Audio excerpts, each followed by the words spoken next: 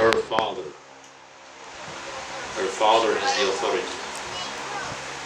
However, as soon from the day she gets married, who has the authority to annul her vows? Her husband. So this is just to show the father has no authority, zero authority anymore to annul any vows. All authority of the father is transmitted to the husband.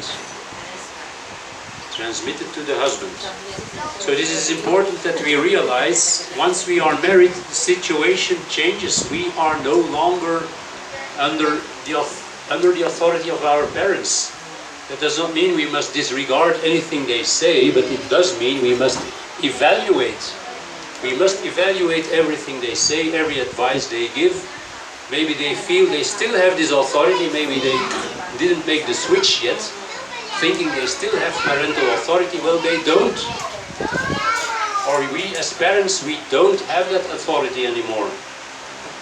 Authority has been transferred to the husband, even for annulling vows. Let's go to 1 Corinthians 11:3. I think we read it already a while ago, but let's read it again. Just one verse.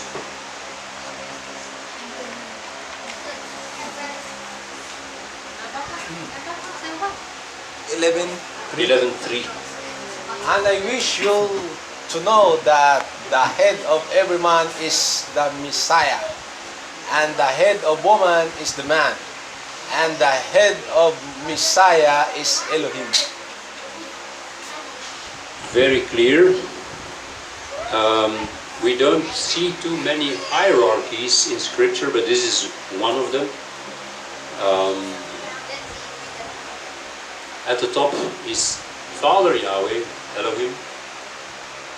Under Father Yahweh is Messiah, Yahshua. The Father is the head of Messiah. Under Messiah is the man. Did you notice that? Under Messiah is the man. You know, I think there were congregations in the past where they thought under Messiah is the elder. He's the boss. No. The boss of the wife is her husband, not the elder. So it would be wise for me, for any elder, if a woman asks advice, well, then maybe the elder must go to the husband and say, well, do you want to join this conversation? Because actually she's under your authority, not under mine. The elder has no authority over a married woman, the husband has. And the man is head of the wife, not the father. Again, your parents are older. Our parents, if they are still alive, they are older than we are. And probably they have more wisdom in a lot of areas. But as we saw in previous examples in the scriptures, sometimes the parents are completely wrong, 100% wrong. That can happen. We should evaluate that. Again, Yahweh first. We obey Yahweh first, and we evaluate any advice or quote-unquote order. They cannot give orders anymore after our marriage. And we should evaluate what they say and then decide whether or not to do it. Leviticus 26. Leviticus 26 verses 40 to 42. We will read a few verses about confessing the sins of the fathers. Confess the sins of the fathers.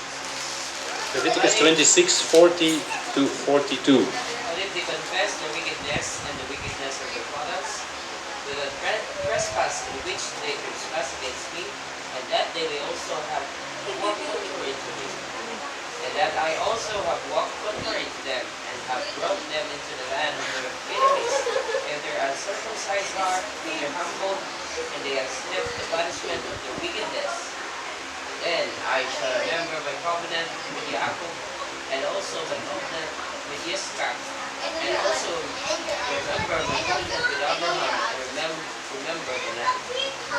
So in verse 40 we read, if they confess their crookedness and the crookedness of their fathers. That's the condition. Then I shall remember my covenant with Jacob. Remember, confessing your own crookedness, your own sins, is very good. But this passage adds, also confess the sins of your fathers. Let's see another example of this.